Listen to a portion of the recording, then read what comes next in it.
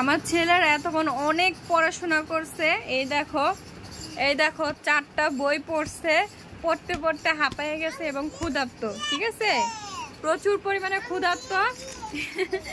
দেখে দেখে কেক খাবা? বলো আম্মু আমার, বলো আমার। কেক দিব না, না বললে দিব না। বলো আমার অনেক অনেক ক্ষুধা। বলো ক্ষুধা লাগছে আমাকে খাবার। এই যে দিব না, আম্মু খেয়ে ফেলছি। আমুদি ধরবা না।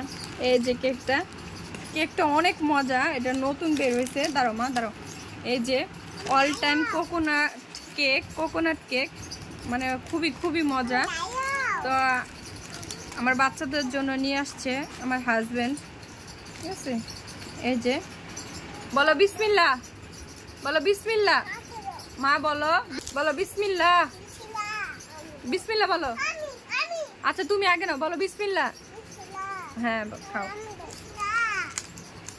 হ্যাঁ বিসমিল্লাহ বলে মুখে দাও, বিসমিল্লাহ।